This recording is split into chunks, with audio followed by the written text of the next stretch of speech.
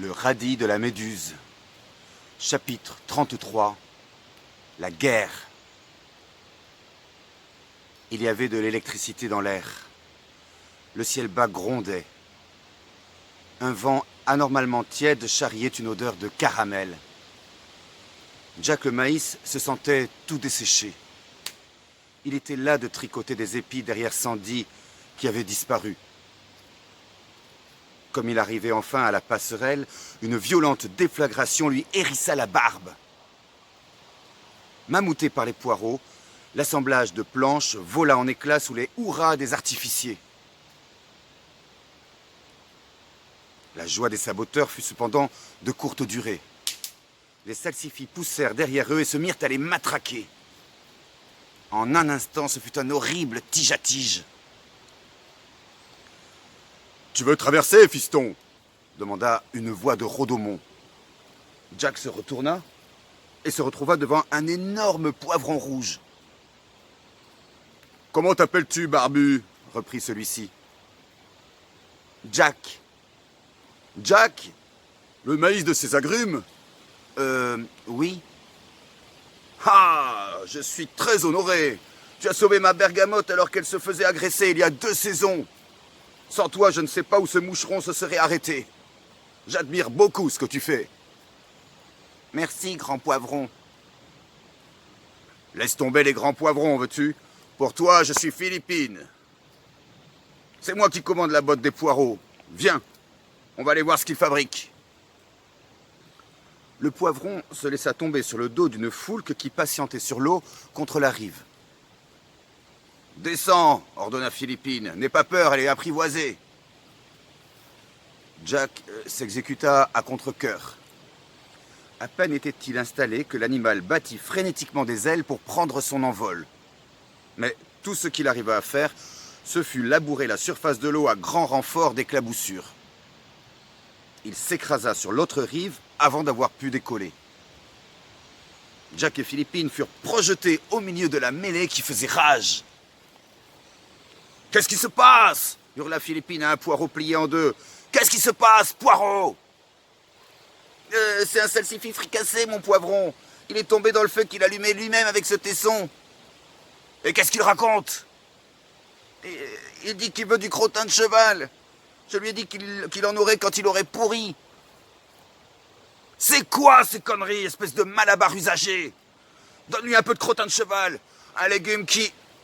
Mais enfin, mon poivron, c'est un rebelle. »« Poireau, un légume qui est assez brave pour se fricasser lui-même mérite un peu de crottin de cheval. Exécution !»« je vais vous laisser, dit Jack. »« Un instant, Maïs, dit Philippine. Tu vas dans quelle direction ? » ?»« Vers, la jauge. »« C'est craignos, là-bas. Il vaut mieux qu'on reste ensemble. Je dois moi-même aller à la Cressonnière. C'est à 2 fans de la jauge. Ça te rapprochera. » « Non, non, ne me remercie pas. Un maïs qui a sauvé ma bergamote. » Une bombe à eau explosa à côté d'eux et arrosa Jack de la tête aux pieds. « Visez mieux, bande d'abrutis !» glapit Philippine. « Ces pieds blancs me font monter mon taux de capsaïcine. Attention, voilà la loi. » Le blanc volatile atterrit en douceur dans la flaque laissée par la bombe à eau. Son cou était ceint d'une ficelle qui retenait un petit pochon fermé par un élastique. Philippine bouscula Jack pour lui éviter de se faire écraser, puis le poussa sur le dos de l'animal. Elle-même s'installa confortablement contre le croupion. « En avant !» cria le poivron lorsque Jack eut réparti ses épis de part et d'autre de l'encolure. « Yahoo ! Les salsifis n'ont qu'à bien se tenir !» Docile, l'oie décolla en frappant le sol de ses pattes palmées. La bernache gagna rapidement des hauteurs d'où Jack put admirer pour la première fois vue du ciel l'air où il avait poussé. Un bosquet de papyrus faisait face à des artichauts, 2 rangs de maïs alternaient avec des brocolis, venait ensuite une jachère parsemée de fagots où des rats avaient élu domicile, puis, derrière une touffe d'épilobes hirsutes, c'était la jauge et la cressonnière, sur la berge d'un autre rieu. Il se serait dégagé de l'ensemble une impression d'harmonie si des colonnes de fumée n'étaient montées de tous côtés.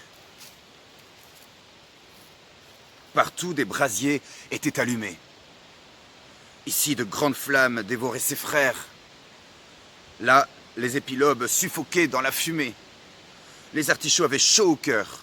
Les brocolis se ratatinaient. Certains feux qui s'étaient rejoints formaient de longs filaments incandescents qui zigzaguaient dans les rangs des légumes. Partout, salsifis et poireaux s'affrontaient sans merci. Des plaintes, des cris, des explosions retentissaient dans l'atmosphère empuantie. « Quel castrage !» s'exclama Jack, épouvanté. « Nom d'un piment !» cria Philippine en désignant une botte de poireaux encerclée par des barbes de bouc. « Ces idiots vont se faire disposer égoutter dans le plat de service. À toi de jouer, ma belle !» L'oiseau perdit de l'altitude et survola les salsifis en cancardant une séquence répétitive. « C'est le jingle de Bon Duel !» hurla Philippine. « Ça les fait flipper !» Passant par-dessus Jack, elle fit sauter d'un coup de tige l'élastique qui tenait fermé la bourse que Loi portait à son cou. Une pluie grisâtre descendit sur les rebelles. « Des poils de José Bové !» cria le poivron. « Les salsifis redoutent les poils de José Bové !» Puis, comme Loi essuyait des jets de tuteur incandescents, « Bon jus, ils sont trop nombreux, on s'arrache !» Les poireaux n'en avaient plus pour longtemps avant de se faire fricasser. L'un d'eux reconnut Loi de Philippine et se mit à appeler « Mon poivron! Mon poivron! Aidez-nous, mon poivron !»« Fais ton devoir, poireau !» laissa tomber Philippine. Loi mit le cap sur la cressonnière où la crème des poireaux s'était repliée. Malgré son humidité qui contrariait les incendiaires, la position n'était pas facile à tenir et la botte avait bien besoin qu'on la ravigote. Aussi, Philippine avait eu l'idée d'organiser un spectacle qui n'allait plus tarder. Le bruit courait qu'une véritable vedette devait arriver en chauve-souris et toutes les feuilles en bruissaient d'impatience. En se laissant glisser de Loi, Jack remarqua d'emblée l'atmosphère décadente qui émanait de la cressonnière.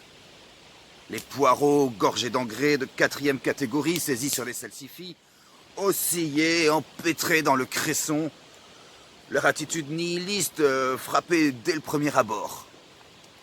Elle s'exprimait par des attitudes obscènes, des cris rauques, des blagues ratées. Certains se chamaillaient sans motif. D'autres s'entortillaient frénétiquement, comme si ce devait être la dernière fois. Quelques poireaux portaient des traces de bouillie, mais la plupart étaient roussis, voire partiellement grillés. 2 d'entre eux vinrent s'entretenir avec Philippine, qui prit aussitôt congé du maïs. Peu après, une grande clameur, des huées, des sifflets se firent entendre. Une chauve-souris virevoltait dans le ciel. Sur un piédestal de pommes de terre, un poireau ébouriffé se mit à brailler. « Alors, les légumes, ça va ? J'ai rien entendu. Ça va ?» Avant toute chose, bravo de la part de Philippine à tous ceux qui sont ici sur l'île aux fagots, qui participent à l'opération Gratin et qui en bavent d'escargots. Bonjour à tous les géants d'hiver, à tous les gros longs d'été, à tous les monstrueux d'Elbeuf. Malabar est vachement fier de vous. On sait que c'est chaud. On sait que ça vous fait suer. Ouais. Et pour vous le prouver, on va vous présenter un spectacle que vous allez adorer. Nous avons le plaisir d'accueillir maintenant Coco Cyanure et ses cocopulpes.